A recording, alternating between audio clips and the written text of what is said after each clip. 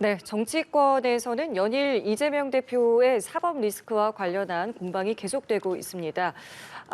지금 국회 취재기자 연결해서 저희가 자세한 상황 알아보도록 하겠습니다. 네, 이다은 기자 오늘 여야 분위기 전해주시죠.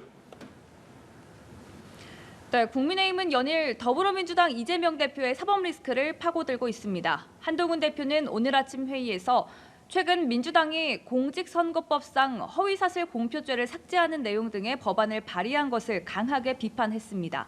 한 대표는 민주당이 이 정도 수준인지는 정말 몰랐다며 사법 시스템을 망가뜨려서라도 이재명 대표를 구하겠다는 일종의 아부성 법안이라고 비판했습니다.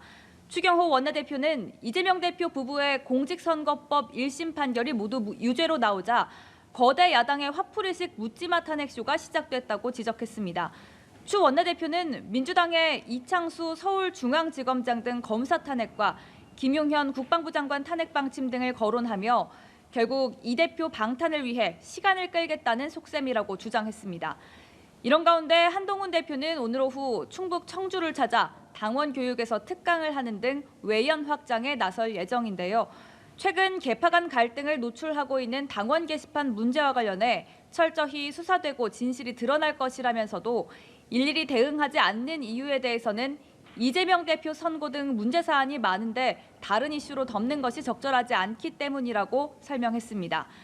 반면 민주당은 윤석열 정권이 국기 문란을 덮기 위해서 야당 대표 죽이기에 몰두하고 있다고 맹비난했습니다.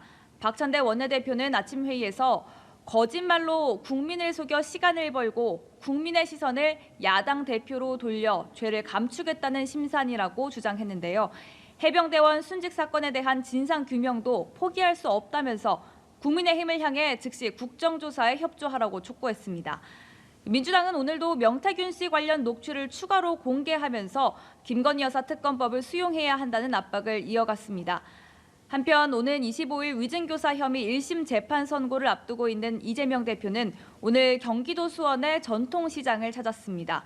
지난 15일 공직선거법 위반 사건 1심 선고에서 의원직 상실형을 받은 가운데 연일 민생 행보를 이어가며 당 안팎의 동요를 최소화하겠다는 의도로 풀이됩니다.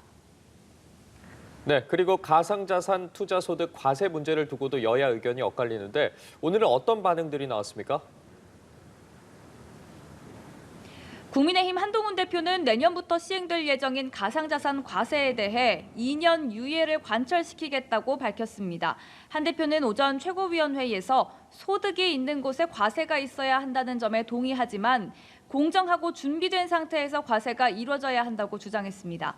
반면 더불어민주당은 과세 공제 한도를 5천만 원으로 상향해 예정대로 과세를 시행하는 안을 추진하고 있습니다. 금융투자소득세는 국내 주식시장을 고려해 한 발 물러섰지만 가상자산 과세는 예정대로 추진한다는 방침인데요. 민주당은 오는 26일 기획재정위 전체 회의를 열고 관련 법안을 통과시킨다는 계획이어서 여야 간 충돌이 불가피해 보입니다. 지금까지 국회에서 전해드렸습니다.